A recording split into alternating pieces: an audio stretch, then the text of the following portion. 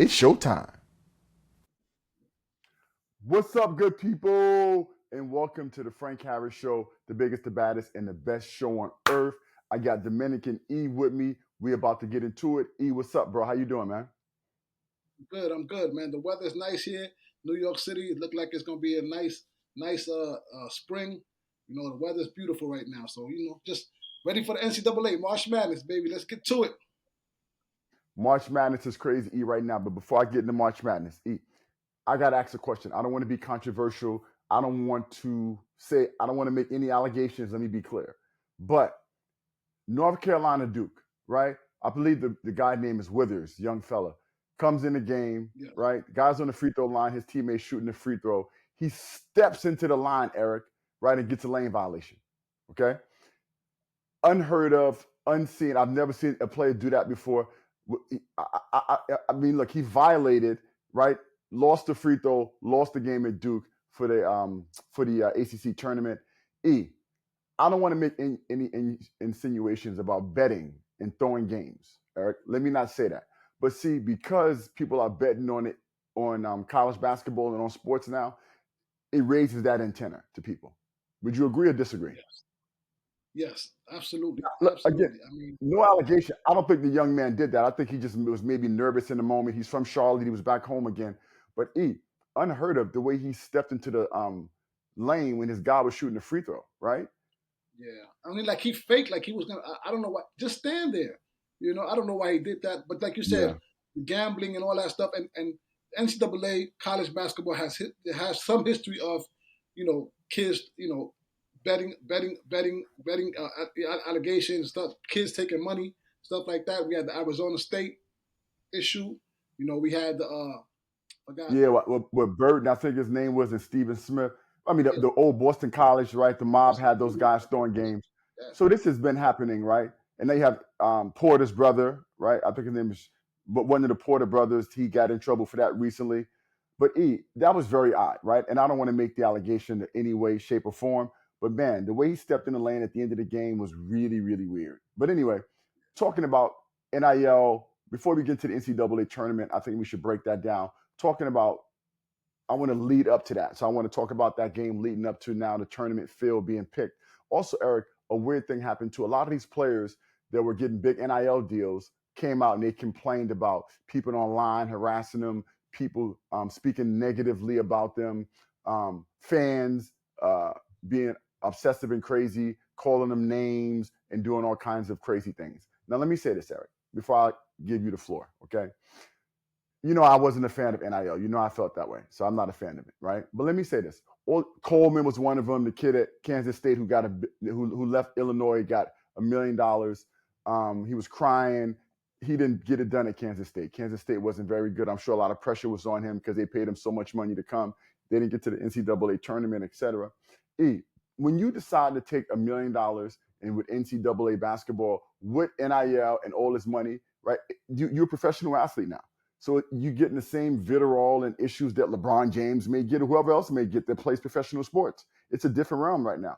Don't cry to me. I'm the kid now. Don't be mean. Don't be mean to me, as fans because I'm the kid. Because all that goes out the window with NIL and money. You making $1 million a year, right? What would you expect?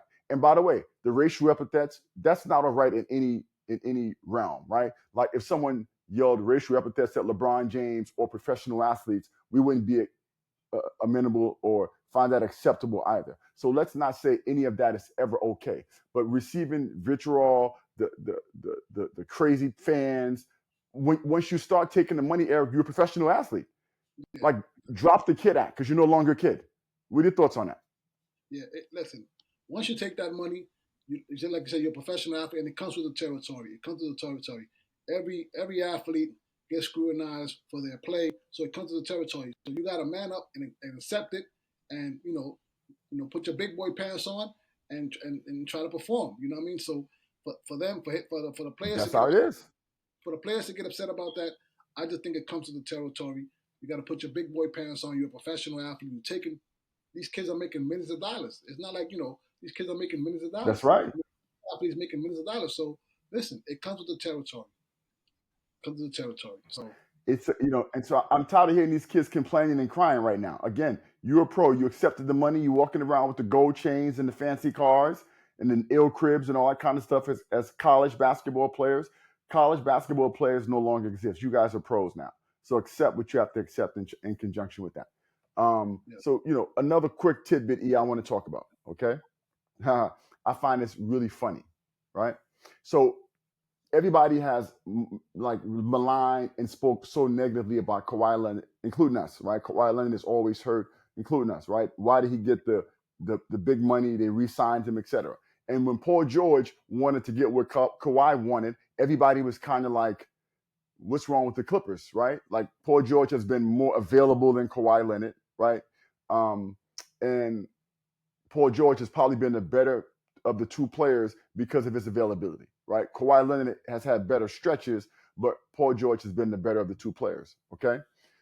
The Clippers wouldn't go to the additional years that Paul George wanted. They let him go as a free agent. Look at how that worked out right now.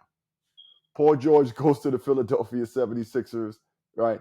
Debacle, nightmare, and he's injured for the season, correct? Yes. Kawhi Leonard missed the first half about of the season, and he's back now, and he just performed. I mean, he had about a 35-point game last night in a big win, I believe, against the Cavaliers for the Clippers. Yep, it was against the Cavs for the Clippers. So it looks like Lawrence Frank, Tyronn Lue, and the Clippers knew what they were doing. Right now, who's coming out cleaner? The Paul George, keeping Kawhi and getting rid of Paul George? Right? It seems like that was the right idea. Yeah, it seemed like the right idea. I don't know about that whole Kawhi Leonard situation. I mean, he comes back and now I think we don't know if he's 100%, but he had a great game against Cleveland. Yes, but I mean, can he perform at a high level consistently from here on out, and especially in the playoffs? That's we have to see that. You know what I'm saying? That's still to determine because we know, I don't think he's 100%. You know what I'm saying? I don't think he's 100%, and he'll never be 100%, right? With that level of injury, he'll never be 100%. So you can't he will never be 100%. So what I'm saying is, can he consistently play at that level, high level of basketball throughout now the rest of the season and into the playoffs? I don't think he could do it if he's not 100%, right? But let me just say this, right? But the Paul George debacle was the big talk of the summer. No, of course. Fair enough. We know Kawhi, right? So different question, right? You're saying, can Kawhi carry on at this level to lead them into the playoffs and to have a playoff run? Because right now they're the 8th seed in the West. Yes. Okay. I'm not sure I'm going to go that far and say that Kawhi Leonard is able to do that, right? I'm not, because we haven't seen that. Kawhi Leonard has not done that, so I'm not going to say that. But they look like they're coming out clean in the Paul George dynamic. Yeah, in the Paul George. Yeah, the Paul George dynamic. Yeah, they're coming out clean with that. And by the way, Eric, everybody thought that they were making a mistake when they didn't re-sign Paul George. Yeah, everybody was surprised that they didn't re-sign Paul George, and especially, I felt that way too because I felt like the Paul George was the better of the two, right? Right. So, but that's proven to be wrong. Look, at least in year one. And by the way, Paul George won it.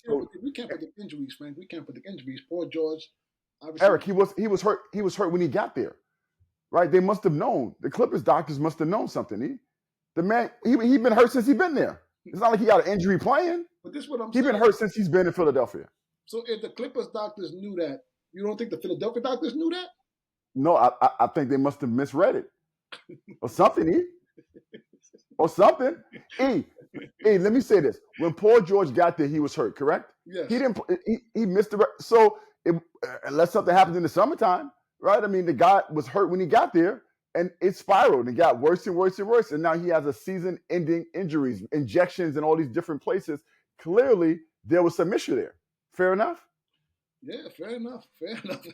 Crazy, by the way. Crazy. And by the way, the Clippers diagnosed him with something, and Philadelphia doctors cleared him. That sounds weird to me, but these Philadelphia doctors, listen, I don't know. They've been misdiagnosing. It feels like, I don't know that they have been. I don't want to go on record and saying that, but it looks like they've been misdiagnosing Joel Embiid for years now. Even Embiid came out and said even Embiid was like, I want to try different options, maybe get surgeries, seemingly, and in difference to what the doctors in Philadelphia, for the team doctors, have wanted him to do. It just seems weird. Like they're not on the same page in terms of how to fix his knee issues. They're trying to get him out there to play. It seems like he's been misdiagnosed by somebody, Eric, a lot of his time with the Philadelphia 76ers. But I've heard players say that they try to go outside of the team doctors to get, Of course. professional medical doctors outside of the team's, doctors, because I think the team doctors will try to maybe rush you to get back or something like that, or maybe, because he's an asset to the team and he's not valuable if he's not playing, so the team doctors might want to rush him to get back. Or I heard a lot of players say that. So yeah, we'll see. I mean, the 76ers situation is a debacle. But anyway, I don't want to get too deep into that. I'm just amazed at how you look at the Kawhi Leonard, Paul George dynamic right now. Kawhi Leonard is healthy. They sat him out about the first half of the year. He came back. He's playing high-level basketball. The Clippers are the 8th seed right now in the playoffs, right? Dangerous team. I'm not sure that's a team that you want to face with Harden and if you're the OKC Thunder, I'm not sure you want to face Harden and Kawhi Leonard, a relatively healthy Kawhi in the playoffs, right? I mean, those are two veteran guys, and Kawhi, has championship experience. If I'm OKC, because right now they're the 8th seed, right? And then you have the play-in game and all that kind of stuff. But as an 8th seed, I'm not sure that Denver or OKC wants to see a relatively healthy Clippers team in the first round of the playoffs. That could be an upset, Eric. Yes, OKC definitely. OKC is a very young team. So I'm not a believer in OKC. Denver, yes, because they have the championship experience, but OKC definitely will not want to face a veteran team like Kawhi Leonard and James Harden, those guys. So it's gonna be very interesting. Dangerous. Very dangerous. So dangerous first round opponent. Dangerous first round opponent. If Kawhi is healthy. Yes. If Kawhi is healthy. All right, let's get into the NCAA tournament. Before we start, Frank, who won the bet? Okay. Between you and your brother. You said March. Eric, the man ran, and the man never even showed up to the weigh-in. The man didn't want to. I mean, I saw the man posting fried chicken and all kind of horrible food and desserts and treats for weeks and weeks leading up to our weigh-in. So when the weigh-in came, Eric, the man didn't want to weigh in. Come on, I mean, you and I both knew. Yeah, hopefully I inspired him to at least try to get a little bit better. But like the last week and a half leading up to it, I already saw he had already abandoned.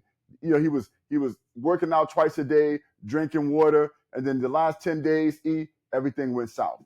He posted on the gram all kind of foods, fried foods, horrible foods. Eating good was what he was posting. So he clearly wasn't ready for the heavyweight champion of the world, baby. He wasn't ready for the heavyweight champion of the world, Yes. But I had to bring that up. Anyway. He wasn't ready for that, Yeah. So I gave him a pass. I'm the winner. As I always beat you, I beat him. I'm a winner all the way across the board. Here we go. I'm a winner all the way across the board. So yes. NCAA tournament. Yes. Okay. Here, March Madness, not what it used to be. We got to get off the bat. North Carolina didn't deserve to be in it. But Bubba Cunningham, I think his name is, right? The AD at UNC I think he's the chair of the NCAA committee.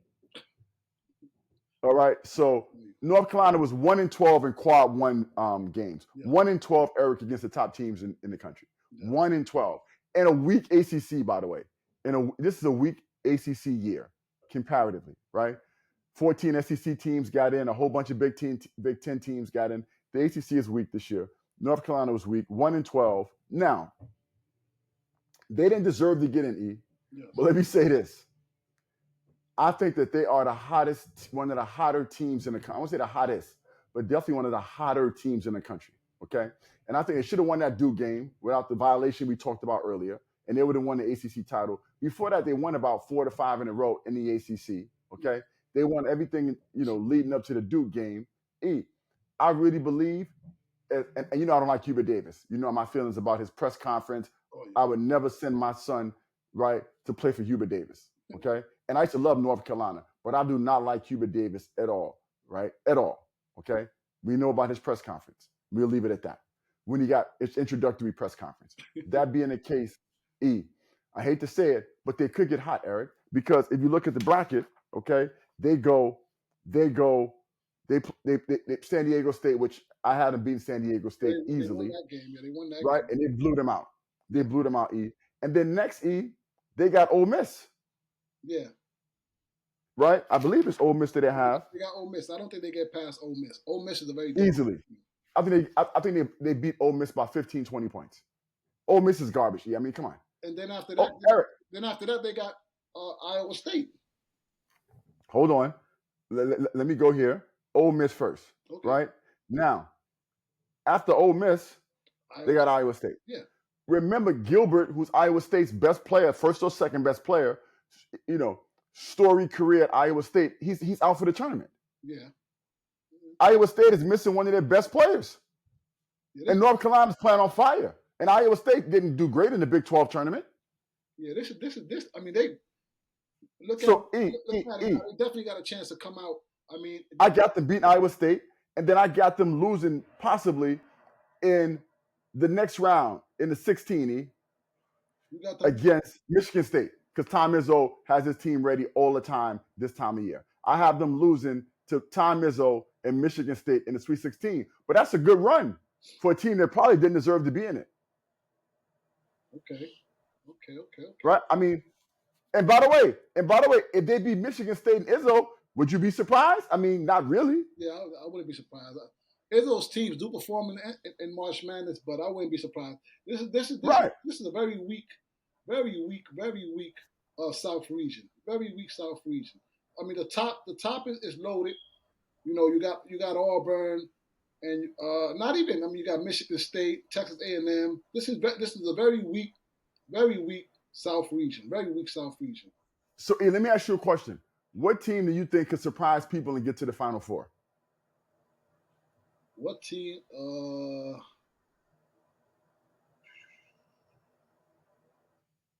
And by the way, I have North Carolina going to the 16, but North Carolina can easily get to the 4 because they can beat Michigan State and Auburn. Yeah. I really believe that. Even though I got Auburn in the 4, right? I got Auburn in the, so first of all, let me say, who you got in the 4? I got St. John's. Yep. I got Duke. Uh-huh. I still got Auburn, and I got coming out of the Midwest. I got coming out of the Midwest. I got this is week 2. I'm gonna go with Houston. Okay, I got Tennessee over Houston. Okay. Houston's good, but I got Tennessee over Houston. I got Tennessee beating Houston because I feel like Tennessee is a better version of Houston, right? Defensively, they're dogs. Yeah. Defensively, play tough. But I think Ziegler is better than L.J. Cryer, right? Ziegler, the point guard from New York, the little guard, legendary career at Tennessee. I like him better than Cryer, the guard from Houston. And I just think Tennessee has more offensively, right? The transfer kid, his name is eluding me right now, the 2 guard, who they call, he's doing what Dalton Connect did before, the shooter. He's a very good player. Mastic is great on defense. I just think that they have more offensively, than Houston does. Cry is good, but Houston doesn't have enough offensively. So I think I got Auburn, St. John's, Duke, Tennessee in the Final Four. Auburn, St. John. And by the way, I really believe, that there's a chance that North Carolina could get to the 4. I think Michigan State is a beatable team, and so is Auburn. I think Auburn is vulnerable. Yeah. You asked me for my surprising team, and I'm looking at the Midwest region. I mean, Kentucky might come out of this. I'm looking at this region. This region is not that. I mean, you got UCLA, you got Illinois, you got Purdue's not that good. Clemson, you got Gonzaga and Georgia, and you got Houston. The top seed. My surprising team, maybe Kentucky coming out of the Midwest.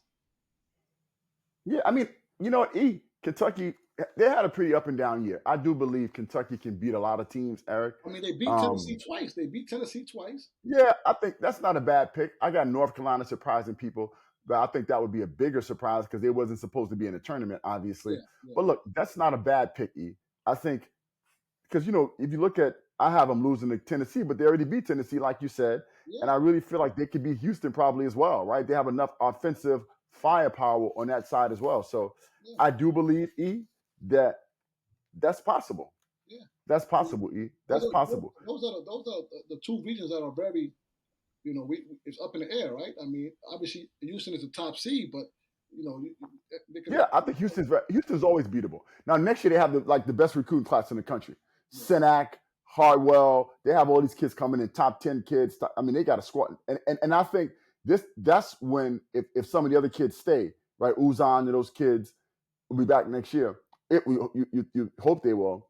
I think Houston will be a national championship favorite team because they will now mix their incredible defensive prowess and toughness with some offensive players. Because right now, they got just dogs, but offensively for the last few years, they haven't been great.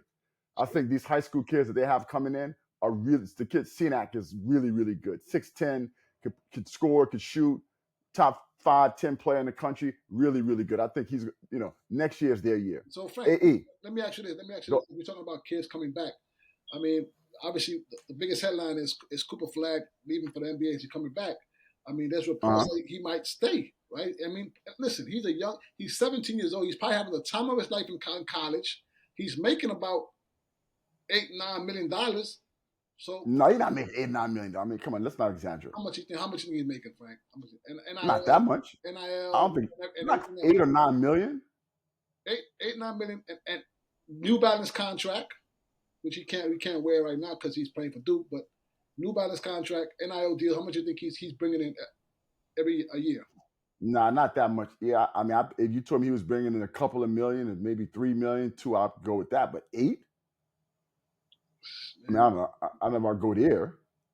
Well, I mean, but listen, but look, this is the other thing, right? The New Balance contract. Right? He's a young man, probably having the time of his life in college. Well, the New Balance contract probably kicked in, and they probably paying him a good amount of money. But my guess would be it'll kick in when he's able to wear the sneakers. But he is in a New Balance commercial. Yes. Right now. Yes. He isn't. I believe he's in a New Balance commercial. So that may be a good bag. You're right. 8, I feel like maybe a good number, a big number. But is New Balance paying him some right now, and they'll pay him more when he gets to the league, I'm sure, and when he has his signature shoe. So if he's making $3 to $4 million a year, I would believe that. Which is great money, by the way, for a college kid. Yeah. Hey, let me tell you the thing. I do believe that he contemplated it for 1 minute, and let me tell you when that 1 minute went away. Hey, let me tell you what happened. I do think I think everything you're saying is right. Time of his life. And by the way, if they don't win a national championship this year, if he came back, they'll be the prohibitive favorite to win a national championship next year. If all those guys come back, Konkanapel, him, if all those guys come back, Eric, they would be the favorites by far to win a national championship next year. Yes. Okay. But guess what happened, Eric? That kid went up in the ACC tournament and came down on somebody's foot. Yes. And any hopes and dreams of Duke thinking that he was going to stay went out the window because his family and him probably understood how tenuous it is with injuries, etc. And so when he came down on that foot, Eric, and he twisted his ankle and he missed the whole ACC tournament. And by the way, they saying he should be good for this week to play, right, in the NCAA first round. I don't believe that. High ankle sprains take a while to heal. Yeah. That's a high ankle sprain coming from a jump. Yeah. After feeling the pain of that, Eric, and understanding how tenuous this situation is, I do believe, Eric, after that ankle sprain, he 100% closed the door on coming back. Yeah, you got close the door. Frank, you're on point, Frank. You're on point. I like that when you're on point. That injury. There you go. That injury. You gotta be. That injury scared them. He said, "I'm out of here." I'm out. And a high ankle sprain hurts. It hurts the rehab, the pain, and then you realize at any moment, right? Like you tear ACL. Look at the kid. Switching gears for a second. Abdul Carter, the big defensive end at Penn State, who everybody thinks is the number 1 pick in the draft. Yes. Okay. First they said his foot was bothering him a little bit. This is how it always happens, right? And Drew Rosenhaus is the agent, so he, the hype machine guy. Yeah. So first the guy's foot was bothering him. Then you hear it's a stress, but it was a non-factor. He was going to be fine for his school combine. Then you hear it's a stress reaction, Eric. And next thing you're going to hear is he's having surgery and it's a stress fracture. They don't want to do all that right now leading up to the draft, but I guarantee you, after he gets drafted, he's having surgery on that foot. And he's going to miss how many, weeks. And I think it's going to drop his draft status, Eric, from 1 maybe to who knows where, if the foot is hurt. because you need that foot, Eric, as a defensive end to plant to get Plant, to the quarterback. That's how he makes his explosion, money, right? He'll make his oh money. yeah. So now Cooper Flag, Eric, the ankle injury happened, but guess what? Look what happened to Kyrie Irving. One play, look what happened to Kyrie Irving. Yeah. Oh yeah. Okay? So it's all cool with Cooper Flag until all of a sudden that happens. Oh yeah. He saw the writing on the wall. I'm out of here. That's it.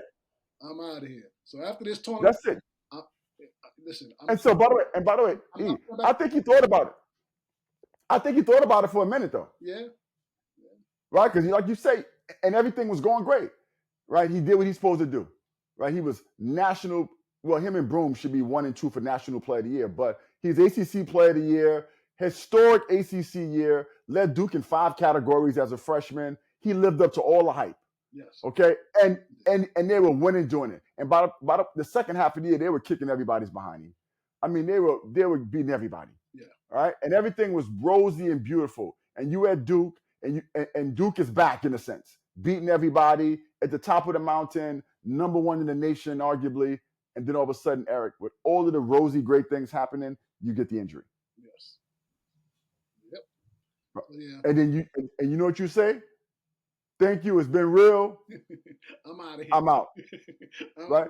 Now, the challenge, is going to be this, right? As we talk about that, now we're getting a little off topic, but let me ask you a question, E. You know what I said about this before, okay?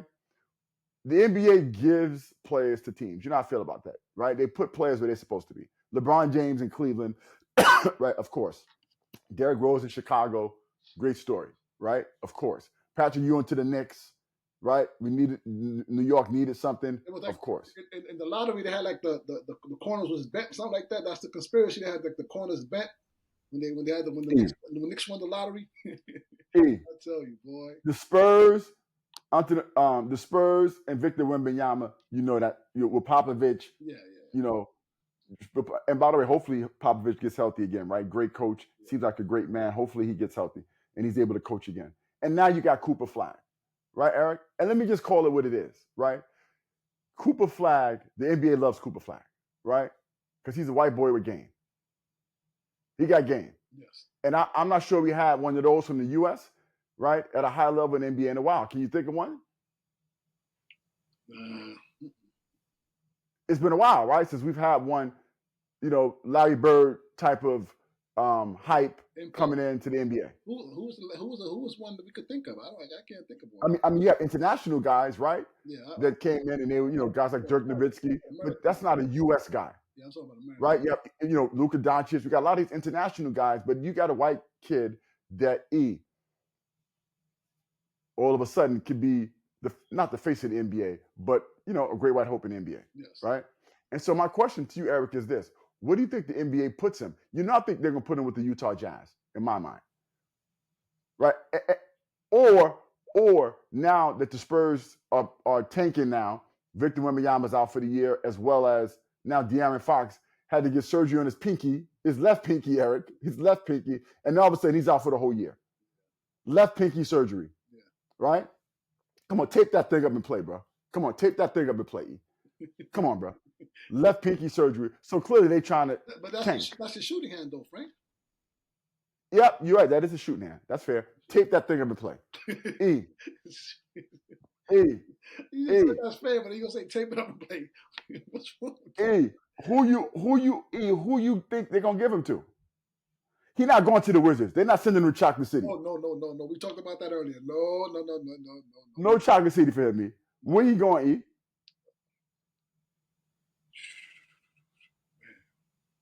Yeah, I guess maybe Utah. Let me tell you why Utah makes the most sense on a couple of levels. They're trying to build up Utah. I think I said this before. Okay, you got a hockey franchise that came. Ryan Smith, the young billionaire guy that bought the Utah Jazz, is trying to make it entertainment central, not central, but way more accessible for entertainment, fun. Okay, BYU just put $7 million on the table for AG DeBonster, and they became a good organization. Okay, they bought that Utah Prep school there as well at the high school level, right? I think that maybe soccer, women's soccer is coming. Everything's coming to Utah. They're trying to build that up, right? And that's a great white city. Yeah, but let me So ask you. Utah sounds like the premier spot for a kid like that.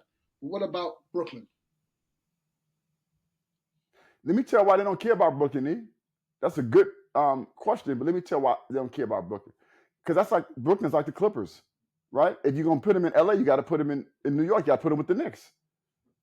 Brooklyn will always be a second fiddle team to the Knicks, like the Clippers will always be to the Lakers.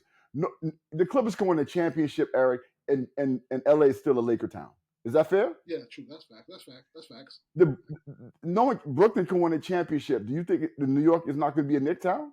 No, it'll always be Nick time. But what I'm saying is, the kid is from Maine, right? You get him Uh close huh. to the proximity of up there in the Northeast, New York, Maine area. You know what I'm saying? New York being the media capital of the world, all that stuff. Why not? I just told you why, because no one cares about the Nets. Why would you put your big asset with the Nets to be second fiddle to the Knicks forever? Yeah, and the Barclays Center is not. That ain't it, Frank. The That's Barclays, not. the Barclays Center is hood. Barclays Center. Oh no, no, no. Not You're right. E. You're right. The Barclays Center. Utah or the Spurs now, right? Because they're trying to give Victor Wembanyama, they're trying to make him the face of the league. So they gave him De'Aaron Fox, obviously. Now he still needs another piece. Now you got your point guard, your big, and a wing would be nice, right? So you got your point guard and Fox, Flag as your wing, and Victor Wembanyama as your big, Yeah. right? That's the foundation of years and years of success. If you care that much about the Spurs, league wise, if you want entertainment, right? If you want Utah as it's grown as an entertainment epicenter kind of place, Salt Lake City, et cetera, et cetera. I think race matters in that dynamic as a young white man. I think he would fit in great in that community. Like, let's, call a spade a spade.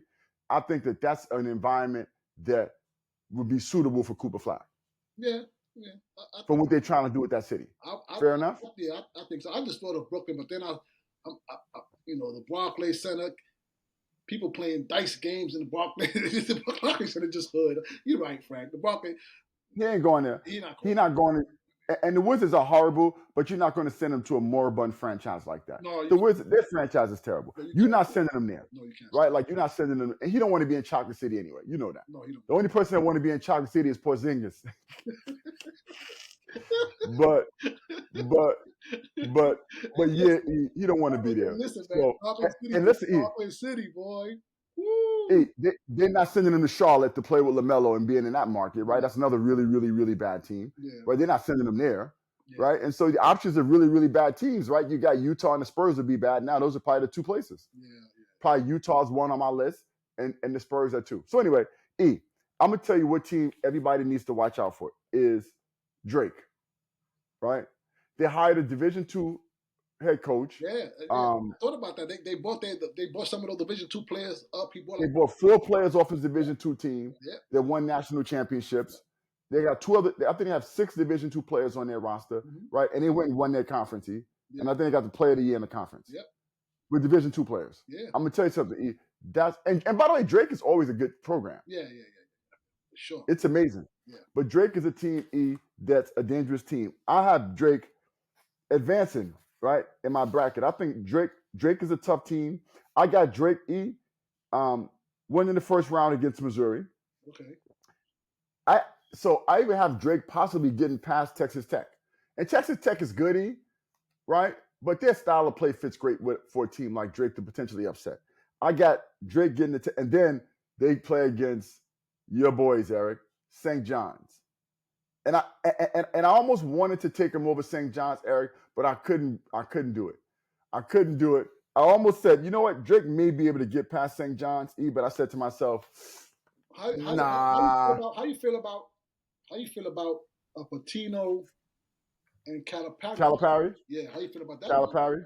Yeah, how you feel about that matchup? If both teams are able to advance, obviously Arkansas has to play Kansas, and Bill Self is still a dangerous team. Kansas, Bill Self, still a dangerous team. How do you feel about that? Let me tell you what's crazy about that conversation to me. So first of all, Calipari, Pitino, right? Legendary coaches both. Yeah. Okay. And everybody's talking about that potential matchup. Now, you know what's crazy about that, Eric? Arkansas plays Kansas, right? Yes. Yo, what is Bill Self? Chopped liver? wouldn't a Bill Self Patino matchup? I mean, Bill Self is probably a better coach than Calipari career wise. Yeah. Bill Self probably has about 4 rings, 3 to 4, right? How much he got? He got 2. I think he got 2, Frank. 2 or 3. 2 or 3. He won 2 at Kansas. 2. Let's look it up. Then he got 2, Frank. I think 2. 2. Then he got 2. No, he got more than 2. 3, I think. No, you're right. He got 2. Got 2. He got 2. And he won 2 at rings. But he's been to a lot of Final Fours, 3 Final Fours, Yes. 2 rings, National Coach of the Year, a lot of players in the NBA. I don't know, in what metric is Calipari a better coach? I mean, Calipari has more NBA players, maybe, right? Picks. But in terms of college success, Bill Self's been more successful than Calipari. Maybe not Pitino, right? Pitino is the Don in that group, but he's been more successful than Calipari in college. So realistically, it's disrespectful.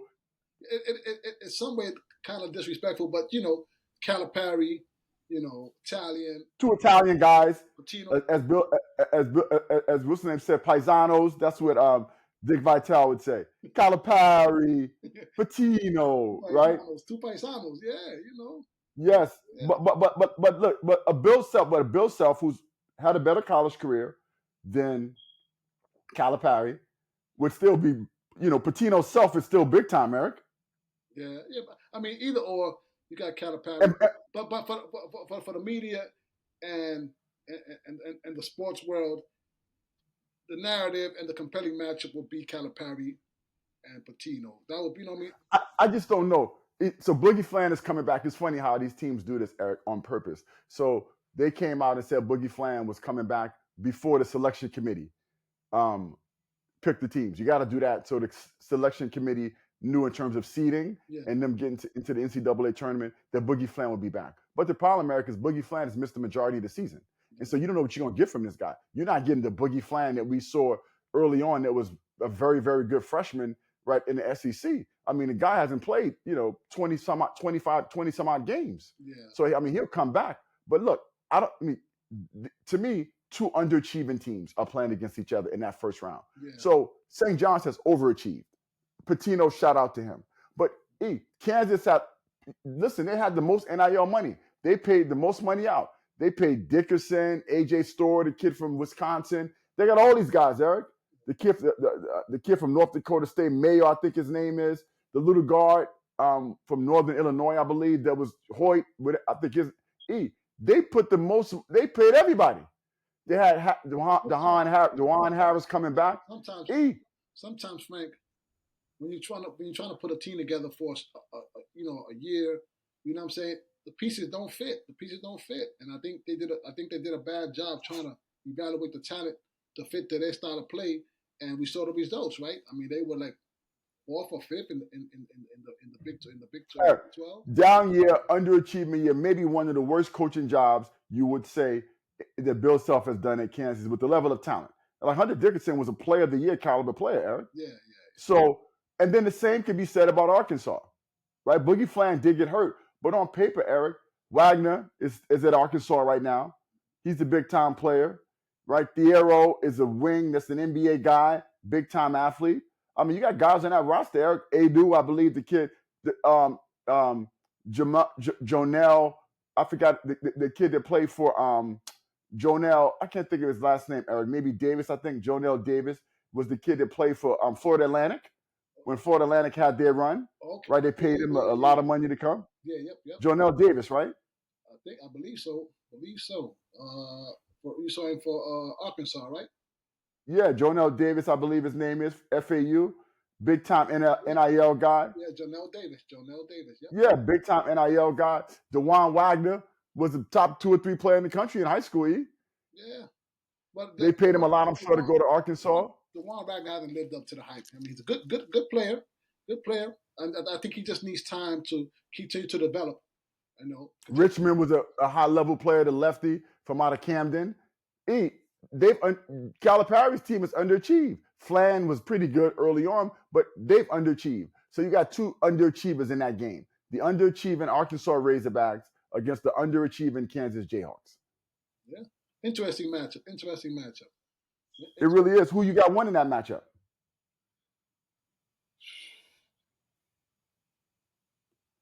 I'm gonna go Kansas. I'm gonna go Kansas because I know that people want to see that matchup, but I'm gonna go Kansas because of that team hasn't really performed to the level that they should perform, and I think since it's March now, I think they're gonna crank it up a notch, and I think they'll be able to get past Arkansas. I think they'll be able to get past Arkansas. Interesting. I just think if they get past Arkansas, it'll be because Arkansas is not a good team. I don't think Kansas is going to make a run in this tournament. No, they look dysfunctional. They almost look dysfunctional out there on the court. I watched them. They're too slow. I watched them. They're too slow. Well, I mean, in today's, it's hard to have a plotting big man as your best player in today's NCAA, right, in college basketball. Hey, let me tell you what's crazy. How does Florida go under the radar? As good as they are. Boy, okay, that's a team that's Frank. You on the game today, boy. You right about that one, Frank. Yeah, Florida, right. Florida's a very good team, dangerous team too. And so under the radar, like who's talking about? And the coach Golden got Title IX allegations against him. They say for harassing women. Yeah. But they dropped it. But there's still some stuff that could potentially be open. But it seems like he won it. It seems like he's not been necessarily exonerated. I don't know what the right word to use, but it seems like the university had outside people come in and do their investigation, and he's been cleared of any wrongdoing. But that's a team. Clayton, that boy Clayton, that played at Iona for Patino. Yeah, Patino, yeah. Right? Played at Iona, was a football player as well. Yeah. Went to Iona, played under Patino. Very good player. The guy's under the radar. He's a bucket getter, Yeah, very good player. Yeah, very good player. Yeah. Right. I mean, that's a team, Florida. They're national championship good. Like, they could win a national championship this year. They could. Very dangerous team, yep. Because they can beat Auburn, clearly. Right? I mean, on their side of the bracket, you got St. John's and Auburn. Right? Those are the two. And you got a Michigan State, maybe. But you got St. John's and Auburn on that side of the bracket, that you may have ahead of them. They can be, I believe that's, as weird as it is, Eric, as weird as it sounds, they're number one seed, Eric. And of all the numbers one seeds and maybe even number two seeds, no one talks about them. Look, Eric, Auburn gets more burnt clock than them. Duke does. People talk about Houston more. No one talks about Florida. Even the two seeds, Eric. Look at the two seeds. People talk about St. John's more than they talk about them, Eric.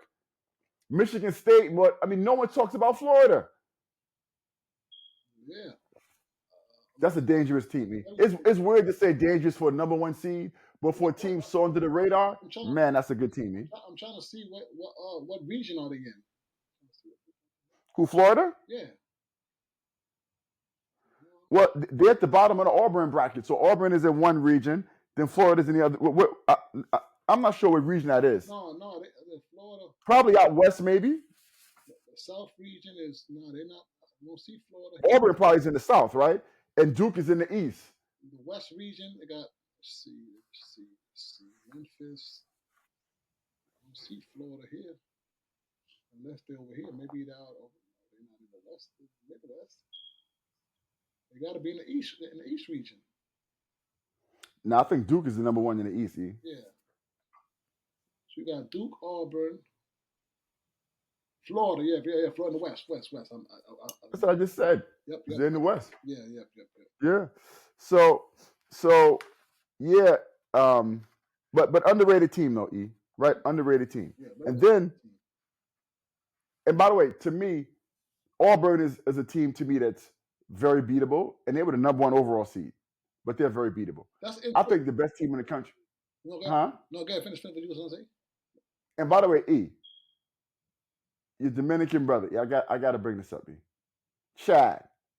Yes. Right? Baker. Azario. What's his name? What's his last name? What's his last name? Mazzato. Yeah. Chad Baker Mazzato. Yeah. How's he 25 or 26-year-old playing college? And by the way, and it was just announced he got another year eligibility. He's 25 years old playing college basketball, and he got another year eligibility. Oh, because of the JUCO route. I told you when I spoke to him, he was 20 years old, Frank, in high school. I told you that. I told you. You said me, no, E, he's not in high school. He was playing AAU basketball at 20. 25 years old, bro, in college. Yeah, and he's been to how many schools he's been to? And by the way, and Bruce Pearl just announced that he got another year eligibility. Yeah. And then Bruce Pearl threw this pearl in there, right? No pun intended. He says, and by the way, if he comes back, we'll let him play some point next year too. Chad. That's trying to get him to come back for another year as a 26-year-old man. You know darn well he ain't playing no point next year. Right, with Tahad Pettiford on your roster. Yeah, I like. Stop.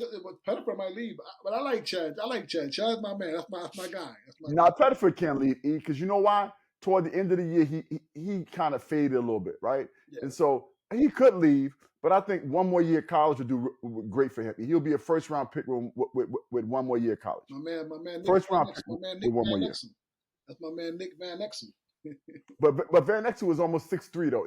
Pettiford is 5'11". 5'11". Similar game, but Van Exel was a lot bigger.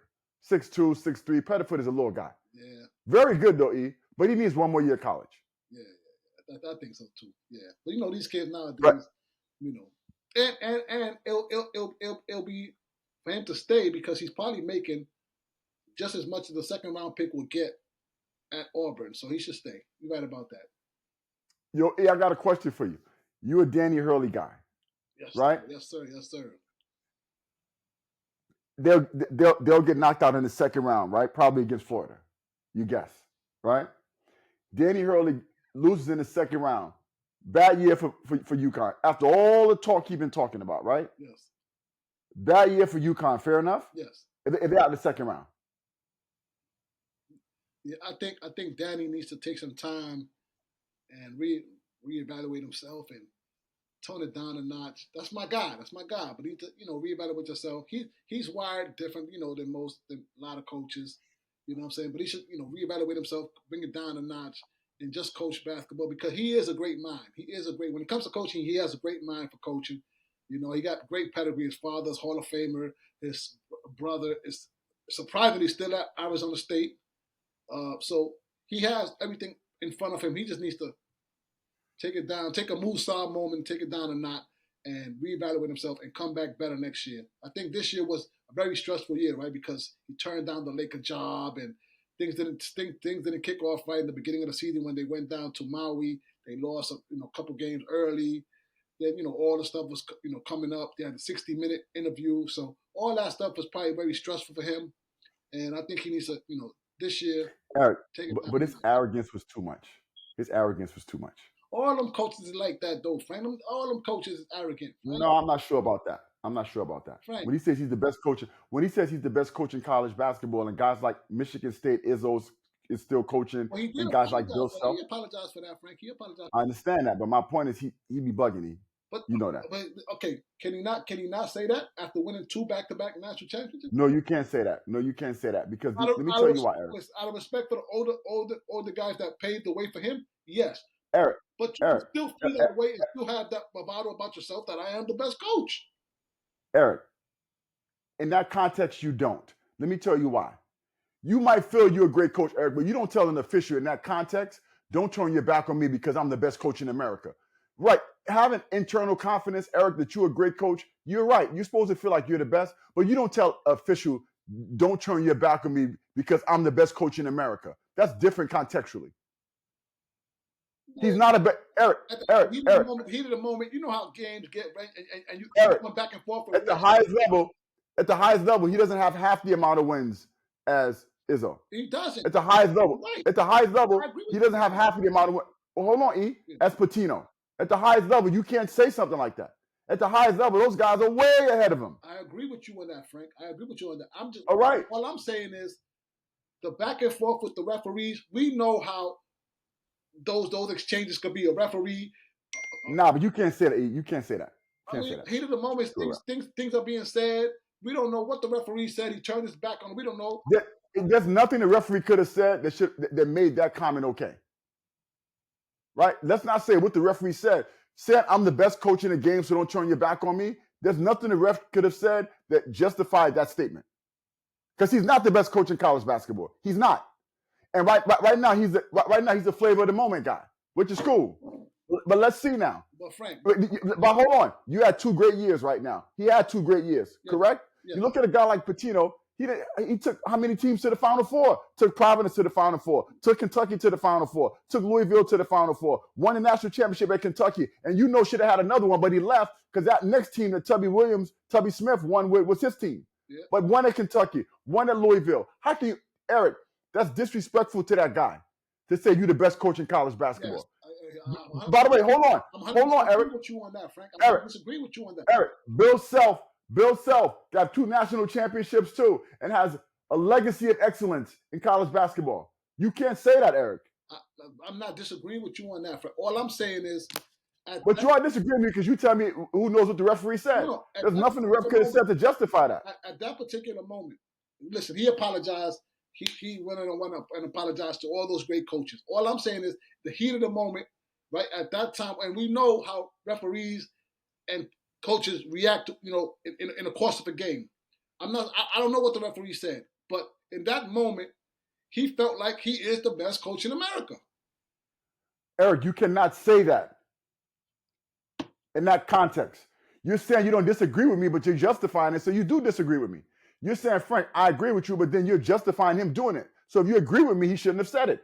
No. So by giving him an excuse and saying why he should have been able to say it means that you don't agree with me. No, what? Listen, there's no context where he should say something like that.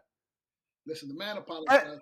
And it's wrong. He apologized. And by the way, and you argue for him. Even he apologized for it and knew he was wrong. Yeah. Even he knew he shouldn't have said it. I'm saying people make mistakes, and at that moment, he felt that way. Okay. Well, it was a big mistake, but it showed the ego that he has, Eric, because he's not even the best coach in his conference.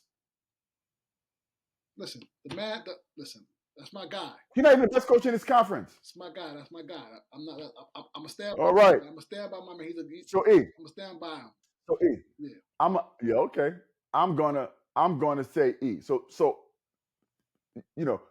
upset alert teams that are under the radar that I think can make runs. I said North Carolina earlier, right? I said Drake earlier, right? I think Grand Canyon is a team that's under the radar, that's experienced, that could be good, okay? And I'm going to tell you another team, and I said Florida I thought was underrated, but they're still a number 1 seed. And I'm going to tell you another under the radar team that I think could get all the way to the final 8 based upon the brackets. St. Mary's. They're by far the best team in that Gonzaga conference, that West Coast conference this year. I think they won the conference by 3 games. Now they lost in the conference championship. I'm not sure they can get to the 8, Eric. They can get to the 16, I feel like. I think that's another under the radar, low Division 1 team. Frank. They might be able to squeak by Vanderbilt, but they're not getting by Alabama. Sorry. Watch. Alabama is overrated.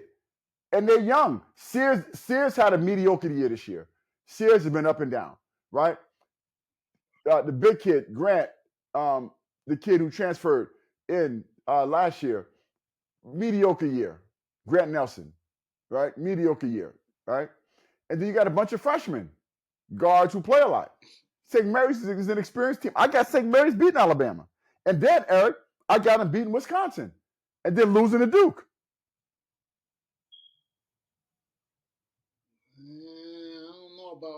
They can beat Alabama and Wisconsin. I don't know about that one, Frank. I don't know about that one. Okay. Alabama's a tough team. Alabama's a tough team, and the way they shoot the way they shoot the 3-ball and the way they defend, they'll be able to get by St. Mary's. St. Mary's ain't playing nobody, and we always argue that those teams don't play nobody, Frank. And when you play against, now you have a. That's fair.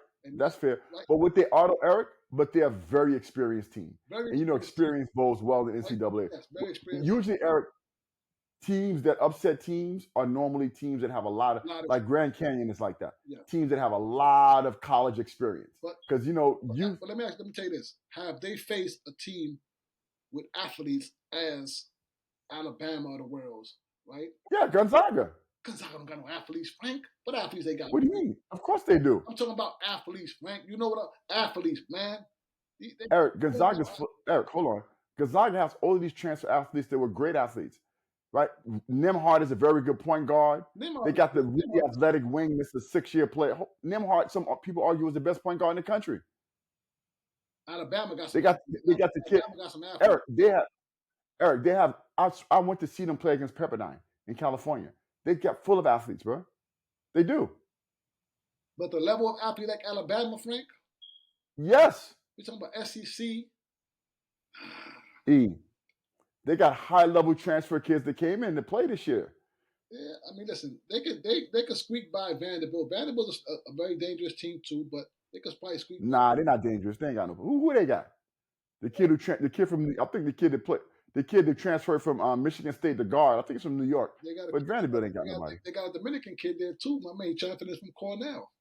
See, Dominicans all over, baby. Got Dominican kid. I know. That's why I told you when you argued with me the other day, speaking of that your Sanchez should have got the job at Virginia. I said, you know what?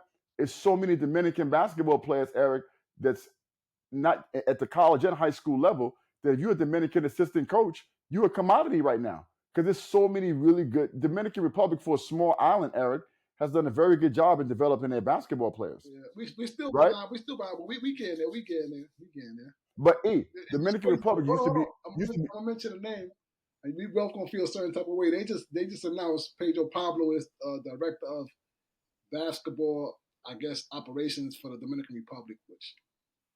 But he always around there. Pedro Pablo is a guy that's always around, right? Oh shit! Oh, Dominican basketball is very, very healthy. I mean, look at it. It's just many good Dominican basketball players across, and I think Al Horford had a lot to do with that, right? I mean, Dominican Republic used to be such a baseball country, which is still is the best, right, in baseball. Yes. But you got some really good basketball players coming up now, that are very, very good players from the Dominican Republic, all over college, all over. Scattered about the high school basketball landscape, guys that'll be going to college soon as well. Yeah. So tell me some of your surprise teams, right? I told you multiple ones. A high-level one in Florida. I told you Drake, Grand Canyon, North Carolina, St. Mary's. Those are 5 teams I think people should really, really, really have to account for. Who you think, Eric? I'm gonna go Arizona. I mean, Arizona's not a surprise team. I mean, no. I mean, and they were playing very well toward the end of the Big 12. I mean, they lost to Houston, I think, in the finals, but they were still playing really good basketball. I mean, Houston is not really Arizona's not an under the radar team, but okay. Arizona. I'm gonna go with. I mean, the SEC got 14 teams in. You can't. I mean, a team like Ole Miss, a team like, man, they got so many teams in, man. So so since you don't know, it sounds like you don't really have no surprises because you always pulling for the favorites. So you don't got no teams that are underdogs that you feel like can win. Nah. VCU's gonna make a run. Nah, VCU they'll get by BYU and then they'll face either Wisconsin or Montana. St. Mary's a good pick though. St. Mary's a good pick, Frank. I give you that one, Frank. I'll give you that one. Good pick. I got a question. Is Cronin fireable if they lose in the first round? Oh yeah, he's out of there. See you later, Cronin. See you later. And I saw him too. I saw him. Yeah, he's out of there, Frank. He's out of there, Frank. Now, Eric, 22-10 year, right? Top 5 finish, I think, in the Big Ten. NCAA tournament bid. They've won a good amount. Last year was a dip, but they've won a good amount. I think he's a horrible fit for LA culture, number one. Horrible coach at UCLA. I think LA right now has the best run of players over the next 2 years. Great players. Brandon Burries is good, really good top 10 kid. Elijah Arenas, really, really good player, right? Top kid.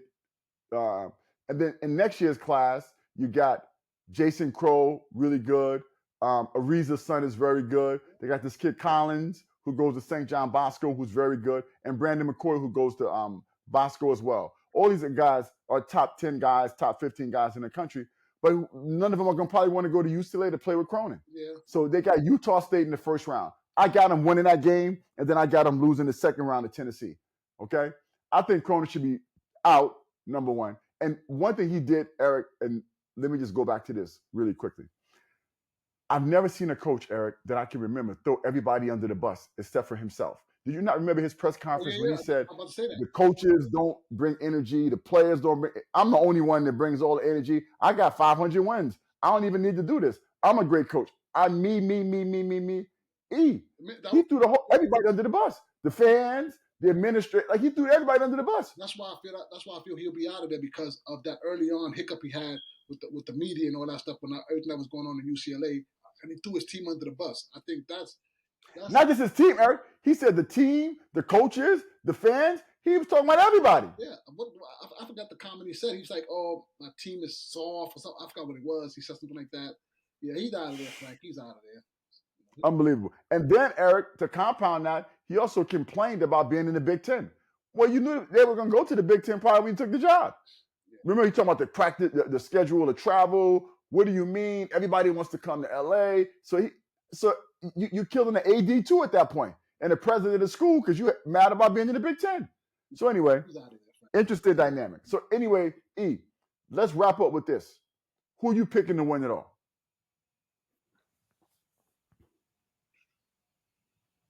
I'm gonna still go with Auburn. I think Auburn. I'm still go with Auburn. I got Duke winning it all. I mean, obviously, a Cooper Flag needs to be back, but I think Duke is the best team in the country, and Duke defies a little bit the logic of you win with older players, right? Because their best players are young, right? Flag, Knopple, probably their best two players. But let me say the this. big kid. Let me say this, Frank. Let me say this. I'm sorry to cut you off. Cooper Flag is gonna probably come out very tentative, right? First couple of games, maybe the first 2 games probably come out very tentative. We don't know how his ankle is gonna, how his ankle is gonna feel after, you know what I'm saying, running up and down and all that stuff and jumping. So don't be surprised if they get knocked off, Frank. Don't be surprised if they get knocked off. Eric, they're not gonna get knocked off by American or Mount St. Mary's in the first round. I mean, let's keep it a buck now. They're gonna beat that. Baylor, how about a Baylor? Baylor's had a bad year. So listen, if I'm Duke, I wouldn't even play him until after Baylor, till you get to Arizona. I wouldn't even play him against Baylor because Baylor's no good. Their best player is the freshman Edgecombe from New York, from the Bahamas in New York. Yeah, they went to Lutheran. Yeah, but you like his game? I don't like his game. But I don't. He's just very athletic, Eric. I mean, let me tell you what they hope he'll be, because he's similar in terms of game style, but I'm not sure he'll be as good as his player. Jason Richardson, 6'5", very athletic, not a lot of wiggle, right? Boy, Frank, don't you think he's Jason Richardson? Huh? For somebody that is always you on your game today, that's a good comparison there. Yeah, he's very Jason Richardson-esque. Yeah, right? Great comparison.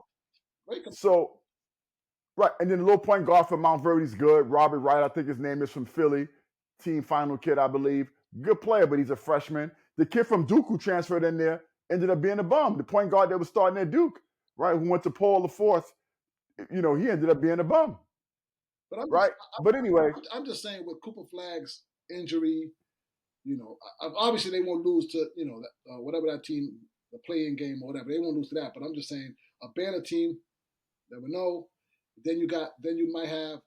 Then you got Arizona, right? You assume it's Arizona or BYU. No. I know you didn't even get there yet. No, it will be. No. So you just have Arizona, right? So Arizona got to get past. Arizona got to get past Oregon. Akron, and Oregon. And then listen, I got Liberty beating Oregon, so let's not say Oregon. I think Liberty's gonna beat Oregon. Remember, I said it. Yeah, I got Akron. Akron is a very good team. They are, Eric. They had about a 20-game win streak during the season. The MAC conference, very, very dangerous team. They won the conference tournament outright. Yeah, very good team. The Zippers. And during the year, they had about a 20-game win streak. You didn't know the name of the team. You know the name of the team, Frank? The Zips. You played yourself. I know everything. You played yourself. But I said it you first. Played yourself. I said it first. The Akron Zips. I know everything. Don't play yourself. I said it first. I did say it first. I remember you saying you said Akron. I know they're the Zips. But anyway, Go ahead. I got Duke. And, I'm not a Duke fan, but I just feel like they're that good of a team. The Flag is healthy. You got Auburn. I think Auburn, too many cracks in the armor. They lost to Alabama toward the end. So I'm not an Auburn believer. I think Auburn could even lose earlier. I think Auburn might. Listen, I got this question because I don't have Auburn making it to my championship in any bracket, right? And I did 2 different brackets, Eric. So one bracket I got Michigan State, Duke, and one bracket I got. Actually, I do have Auburn in one bracket. But let me ask you a question: who you got winning this championship? This game? So you got St. John's, Auburn. If they play in the Final Four, who you got? Ooh, tough game. For me, defense travels, and a Patino-led team, but with that defense, they're going to be in games, Frank. I'm going St. John's, Frank. I'm going St. John's. Yo, we got to stop the podcast right now. How you going to pick St. John's to beat them, and then pick Auburn to win the national championship? Oh, you're right. Yo, come on, bro. You being too emotional. My bad. Right? Like Auburn, come on. My bad. Bro. All right, yo, shout out to Dominican brothers and sisters, my bad, man. My bad. I'm just saying. It's like unbelievable. My bad. Auburn, I think Auburn, damn, that's a tough matchup. I'm gonna have to. Now, Eric. So that matchup. I'm gonna have to rethink. So that matchup might not happen. Yeah. You know why? Because St. John's may lose before they get there, right? They could lose to Texas Tech. They could lose to Florida. So maybe St. John's doesn't get there. So maybe it's Auburn, Florida, or Auburn, Texas Tech, and St. John's doesn't get there. So maybe that could happen. So maybe St. John's doesn't play Auburn. Because St. John's, in their bracket, they got to get past Florida to get to Auburn if Auburn wins their bracket. Yeah. So maybe St. John's doesn't get to Auburn. Yeah. But like I said, defense travels, Frank. And I think the way Patino Auburn plays defense as well as an FYI. Yeah. But I'm just saying, what's the West region? I think they'll get out of the West region. Hey, listen, Memphis is a pretty dangerous team too. Memphis, remember? No, they're not. Early wins. No, they had some big wins early on in the season down in Maui. No, they're not. They're a dangerous team. Penny Hardaway. And then in the middle, they were terrible against good teams. And then that conference, that AAC, Eric, is terrible. That conference is, the other best teams in North Texas, UAB. Come on, bro. Maryland, the good team with the big freshman, Green, the big freshman. That's a good team. Green? His name ain't Green? Last name. That's his name. What's his name, Frank? The big freshman. You talking about the kid that went to Mount Verdi? The big freshman, yeah. What's his name? His name ain't Green. It is. That I know. His name is eluding me right now, but his name ain't Green. I'll tell you right now, Frank. Hold on. I'll tell you right now, Frank. His name is, what's his name? The big 16 kid that went to Mount Verdi. I'm going to tell you right now. Hold on, Frank. Green? Come on, stop making up names, bro. I'll tell you right Green. now, Frank. I'm going to tell you right now. Freshman. I'm going to tell you right now, Frank. You tripping, dogs. Where you at? His name ain't Green. Where you at? Freshman. Right here. The Queen. That's his last name. Yeah, Derek Queen. Derek Queen. What I said? What you just rhyming? What you rhyming? Queen, Green matched with Queen, so something like that. Derek Queen, very good player, by the way. Yes. Right, 6'10", not what the NBA normally looks for, but very good undersized player. Should be a first-round pick in the draft, which is interesting, right? Because maybe he could maybe be in the NBA, Eric. I'm gonna give you another comparison. What's the big man's name from Houston, from Turkey? Oh. His name is eluding me too. Oh man, yeah, Frank, you got me on this one, Frank. I can't remember his name, Frank. I can't remember his name. Right, but that's who he is, right? An undersized guy. We got to get our names better today. I'm not getting my names as good as I'm gonna tell you the kid, but he reminds me of this kid, Eric. Sengun. Alperen Sengun. Yeah. Sengun. No, Sengun. That's how you pronounce it. Sengun. That's what he could be like, right? A big kid, the skill like that. Sengun. Yes. So. Yeah, for sure. All right, well, listen, man. We're at that time of the show where we got to shout out your Dominican brothers and sisters, bro, that's out there in the marketplace doing well. And don't shout out Chaz, 27-year-old college player, Mazzaro. Listen, I know he's a good player, though. I shouted him out earlier in previous episodes. Good player, though. Good player. I'm going to shout out my man, R.J. Lewis. R.J. Lewis. Sweet Lou, as they say, they're calling him in New York City. Sweet Lou. Big East Player of the Year. MVP of the Big East tournament. He's having a phenomenal year under Rick Pitino. Shout out to my man Dominicano, representing, had the Dominican flag when they won the Big East tournament. Got to shout him out. Sweet Lou, R.J. Lewis. He's doing the same. He made himself some money in the NCAA in excuse me, in the Big East tournament, right? I think that kid is a first round pick now. 6'6" wing, Yes. good player. All right, well, listen, we out of here, bro. All right, got you, my guy. All right, we out. We out.